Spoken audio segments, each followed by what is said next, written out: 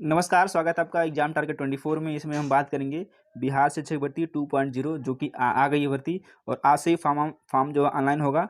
उसके लिए हम कंप्लीट बात करने वाले जीएस के प्रैक्टिस सेट की, जो कि 40 क्वेश्चन का है। आपको पता है कि पैटर्न चेंज हो गया है। 30 क्वेश्चन जो होगा हिंदी और इंग्लिश का, जिसमें 22 क्वेश्चन आपको हिंदी के मिलने वाला है और 8 क्वेश्चन आपको इंग्लिश के मिलने वाले हैं। 30 क्वेश्चन टोटल होंगे और आपको उसमें 9 क्वेश्चन कंपलसरी होगा सही करना। उसके साथ साथ जो जीएस और सब्जेक्ट का पोर्शन था उसको एज इट इज रखा गया है, यानी कि 80 क्वेश्चन आपके सब्जेक्ट से और 40 क्वेश्चन आपके जीएस से। इसमें हम बात कर रहे हैं पेपर 1 के लिए, जो जीएस के लिए जो कि आपको 40 नंबर का मिलने वाला है। और ये हमारा पार्ट नंबर 1 है। यह आपको अनवरत मिलती रहेगी आपके एग्जाम तक। और इस सेशन को हमने, यानी कि इस प्रैक्टिस सेट को हमने किरण की जो काफ़ी अच्छी बुक होती है उससे लिया है। 40 क्वेश्चन है। सबसे पहले हम जीएस की बात करेंगे और उसके लास्ट में हम रीजनिंग और मैथ को सॉल्व करने वाले हैं। तो चलिए शुरुआत करते हैं आज के इस महत्वपूर्ण सेशन की। काफ़ी अच्छा सेशन होने वाला है, चाहे आप 6 to 8 दे रहे हैं, 9 10 दे रहे हैं या फिर 11 12 दे रहे हैं। इस टेस्ट को इस तरह से डिजाइन किया है कि आपको इस तीनों सेगमेंट में आप इसको आसानी से सॉल्व कर सकते हैं और आपको यहाँ से क्वेश्चन देखने को जरूर मिलने वाला है आपको आपके एग्जाम में। अगर एज इट इज क्वेश्चन नहीं आता है तो जो मैथ और रीजनिंग का है उस टाइप के क्वेश्चन आपको एग्जाम में मिलने वाले हैं। चलिए देर न करते हुए शुरुआत करते हैं आज के सेशन की। और इसकी आपको यदि पीडीएफ चाहिए तो टेलीग्राम ज्वाइन करिए, जिसका लिंक आपको डिस्क्रिप्शन में मिलेगा, वहाँ से आपको इसकी पीडीएफ मिलने वाली है। चलिए लेते हैं आज के सेशन का पहला क्वेश्चन। निम्नलिखित में से क्या तंत्रिका तंतुओं से बना होता है जो प्रतिवर्ती क्रियाओं के बीच मध्यस्थता करता है और आवेगों को मस्तिष्क से विभिन्न भागों तक पहुंचाता है? हृदय, रिब केज, मेरुरज्जु या फिर मांसपेशियां। तो ये क्या है? यह मेरुरज्जु है। तीसरा ऑप्शन क्या है? करेक्ट हो जाएगा। ऑप्शन नंबर 3 करेक्ट है इसका। चलिए, यह क्या होता है? रीढ़ की हड्डी केंद्रीय तंत्रिका तंत्र का एक भाग होता है। जो हमारा रिब केज होती है, जैसे मान लीजिए सर है, ये ऐसे जो रिब केज होती है पूरा, उसी का एक भाग होता है क्या? मेरुरज्जु। चलिए अगला क्वेश्चन लेते हैं। भारत का कौन सा राज्य सोने का सबसे बड़ा उत्पादक राज्य है? तो हमको पता है, आप इसको जानते हैं। तेलंगाना, कर्नाटक, छत्तीसगढ़ या फिर झारखंड। तो जो सोने का सबसे बड़ा उत्पादक राज्य है वो है तेलंगाना। बी ऑप्शन करेक्ट हो जाएगा। और तेलंगाना में कौन सी खान है? तो इसमें जो खान है यहाँ पे तेलंगाना में वह कोलार है। कोलार भट्टी या कोलार सोने की खान भी कहते हैं। इसमें सबसे ज़्यादा भंडार भी होता है और यह विश्व की सबसे गहरी खदानों में से एक है, जो अयस्क की खनन को अत्यधिक महत्वपूर्ण बताती है। तो एक चीज़ और है कि यह विश्व की जितनी भी खदानें हैं उसमें सबसे गहरी है। ये भी कौन सी है? कोलार है। कहाँ पे है? कर्नाटक में है। निम्नलिखित में से किसे प्राणी जगत के अंतर्गत वर्गीकृत किया जाता है? प्रोटोजोआ, मेटाजोआ, कोइनोजोआ या फिर पाइपियंस। तो प्राणी जगत के अंतर्गत जिसको वर्गीकृत किया जाता है वह है क्या? मेटाजोआ। ऑप्शन नंबर दूसरा करेक्ट हो जाएगा। नेक्स्ट क्वेश्चन लेते हैं। बेरिंग जलंधर मध्य किसे जोड़ता है? पूछा जा रहा है किसे जोड़ता है? भूमध्य सागर और अटलांटिक महासागर, हिंद महासागर और जावा सागर, अटलांटिक महासागर और हडसन की खाड़ी या फिर चौथा है आर्कटिक महासागर और प्रशांत महासागर। पूछा जा रहा है किसको जोड़ता है, पूछा जा रहा है।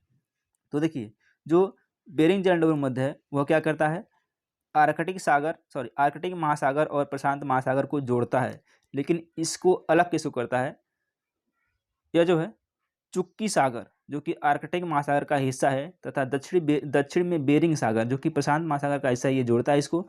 और यह जो है इसका नाम जो है रूसी साम्राज्य की सेवा में डेनिश खोजकर्ता विट्स बेरिंग के नाम पर इसको रखा गया है। तो ऑप्शन नंबर चौथा करेक्ट हो जाएगा। अगला क्वेश्चन लेते हैं, क्वेश्चन नंबर 5।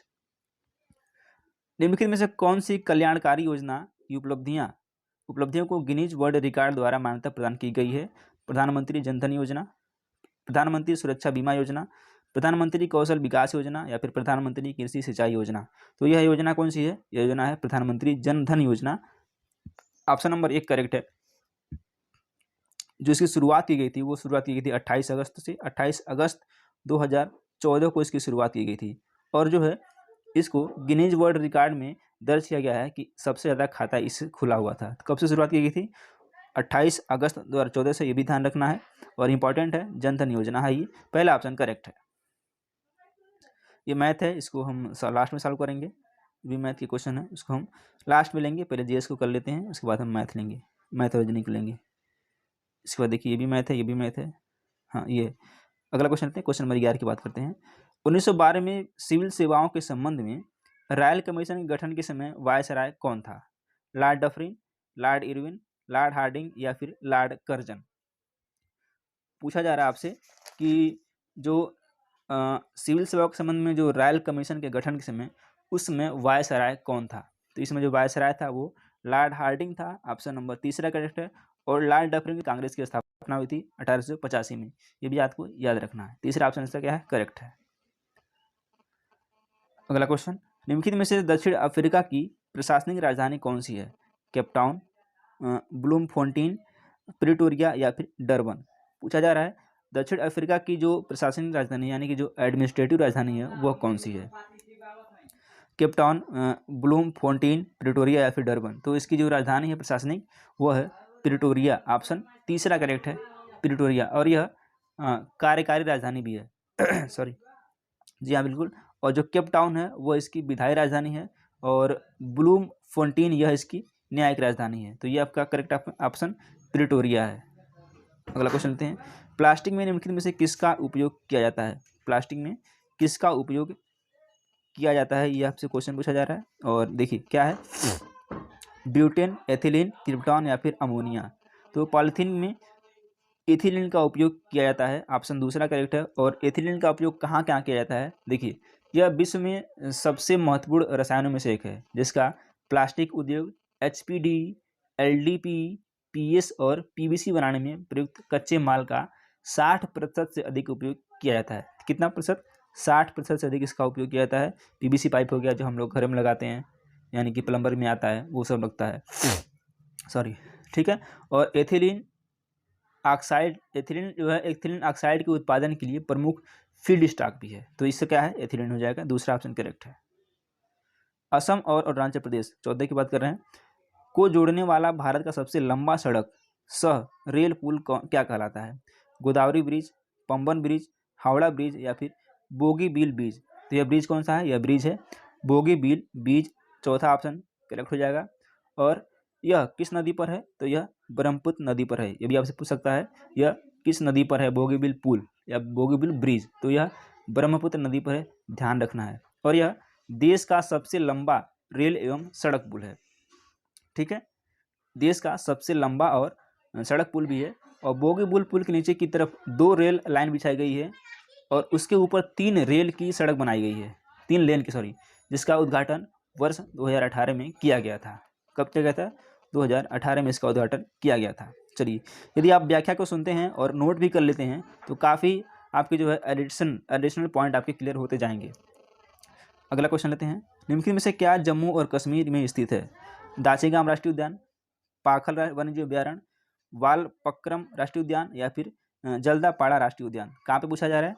जम्मू कश्मीर में कौन सा स्थित है? तो यह है दाचीगाम राष्ट्रीय उद्यान, ऑप्शन नंबर पहला करेक्ट है। और यह किस लिए है? देखिए यह पार्क का नाम उन 10 गांवों की याद में हो सकता है जिसके इसके गठन के लिए स्थानांतरित किया गया था। और यह दुर्लभ और गंभीर रूप से लुप्त प्राय हंगुल, क्या है? हंगुल या फिर कश्मीरी हिरण के निवास के लिए लोकप्रिय है। क्या? दाचीगाम राष्ट्रीय उद्यान जम्मू कश्मीर में है। अगला क्वेश्चन आते हैं, बिग बैंग थ्योरी किसके द्वारा प्रतिपादित किया गया था? तो ये आप बचपन से पढ़ते आ रहे हैं, जॉर्ज लेमेटेयर, अल बिरूनी, थॉमस गोल्ड या फिर डॉक्टर एरन संदेश? तो यह जॉर्ज लेमेटेयर द्वारा प्रतिपादित किया गया था theory, big bang theory, option number पहला करेक्ट है। अगला क्वेश्चन लेते हैं, निम्नलिखित में से कौन प्रख्यात व्यक्ति बारदोली से संबंधित है? सरदार वल्लभ भाई पटेल, अरविंद घोष, महावीर या फिर गुरु नानक? तो अरविंद घोष का भी संबंध नहीं है, महावीर का भी संबंध नहीं है, गुरु नानक का भी संबंध नहीं है। तो जो बारदौली सत्याग्रह हुआ था उसका संबंध किनसे है? सरदार वल्लभ भाई पटेल जी से है, ऑप्शन नंबर पहला करेक्ट है। और यह जो सत्याग्रह हुआ था वो कब हुआ था? 1928 में हुआ था। कब हुआ था? 1928 में हुआ था बारदौली सत्याग्रह, याद रखिएगा। ये भी आपसे पूछा जा सकता है कि बारदौली सत्याग्रह कब हुआ था। और इस आंदोलन में व्यापक रूप से महिलाओं ने सक्रिय रूप से भाग लिया था और इन महिलाओं ने ही सर्वप्रथम पटेल जी को सरदार पटेल की उपनाम से दिया था, यानी कि पटेल उपनाम इनको दिया था, सॉरी सरदार,